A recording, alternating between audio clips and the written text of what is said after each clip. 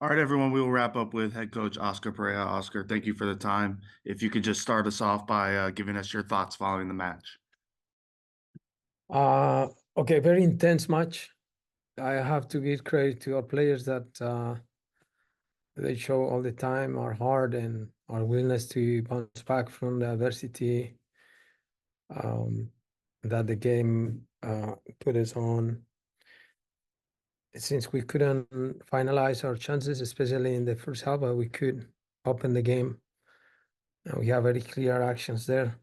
And second half, we could tie the game as well. So very intense game against a good rival, and our performance just says that we keep this momentum despite of not getting the result. But the boys are pushing and playing hard and playing well.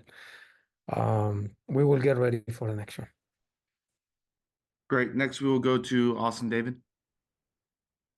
Oscar, just talking about the preparation for this game, I know it was very short, but with the way Columbus plays, the sheer amount of passes that uh they have every game, how do you prepare just from an aggressive standpoint of like how to play aggressive or sit back? How do you kind of balance the two against a team that just loves passing around the ball? Well, I always say that this game is um, a game of proposals and risks. You propose to be aggressive up front, and you have the risk to open spaces in the back, and especially against a team who knows how to play those in those spaces. But also, when we propose to be dense and to be organized as we did it in the first half, we had clear options in behind of them that we couldn't uh, finalize and change the story of the game. So against a team who has this initiative, sometimes you have to go for one of the two. In the second half, we choose to push much more, and regardless of the spaces that we leave in behind, we concede 2 goals, but also we scored three. So is that thing of the game, Austin, that we have to balance. But today they score one more goal than us, and they take the result.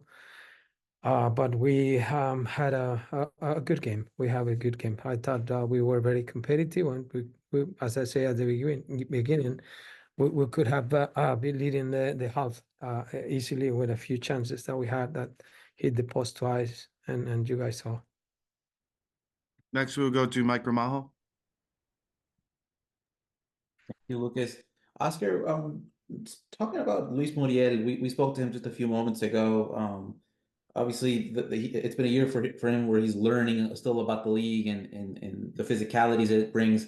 But these last two games, he's been able to be a little bit of a contributing factor for the group. He had an assist in Duncan's goal last Wednesday, and then today, obviously the two goals, and he also played a part in that second goal where he found Ivan, and then Ramiro scored. What are you hoping to see out of Luis Muriel with the last four games of the regular season, especially after this first year where he's still kind of learning a little bit about what the league brings? Well, it's a great news. What is happening with Luis? I have to highlight his professionalism and the way he's adapting to the rhythm of the league and the rhythm of the team. I think he's finding results already, and for us, is what we're looking for. It's a great news to have him raising his level and being so productive for us. And then we hope that we continue with it because at this point we need him. We will go back to Austin David. Oscar, just kind of going back to those early chances that hit the post. I mean, this being a game of inches, how tough is it to have those moments that were so close, but then on the other end they score. Just mentally wise, especially going into the halftime. How did you kind of help the team and adjust from those chances that they weren't able to score? Uh, right. I thought it was um, the character of the boys that I remarked the most, because the first half it was very unfair with us, and but the game is like that. It's not, and you have to score and prevent the other team to score. That's simple. But we felt that we have the best of the actions and in front of the goal. We hit the post twice, and then after that we couldn't sustain the 0 in the first half that we wanted, and they were more lethal in those actions. And against rivals like Columbus, and has happened before, we have to be lethal as well. But the good thing is that we scored 3 goals too. We were very close to tie the game at that it was 80 something, when we have that clear option when they tried to clear the ball and almost we score. And then the game just went away when we conceded that ball to them. But again, Austin, this is the game, but you have to score and prevent not to do it. We had a very competitive game today, and now I'm going to stick with it. Next, we'll go to Michael Citro. Oscar, thanks for your time. Columbus, obviously the defending champions, have held your team off the scoreboard last couple of times that you've met. Both teams came into this game with long shutout streaks, and so of course 7 goals get scored. What have you kind of learned about Columbus from facing them 3 times in the last year? That where do you feel that your team is in relative to what has been the best team in the league over the last year? They had a way to play that it seems like they had control of the game, and you have to live with that. And also, when you are in possession, we have to have the personality to open their spaces. In terms of the scoring goals is what it makes the difference, Michael.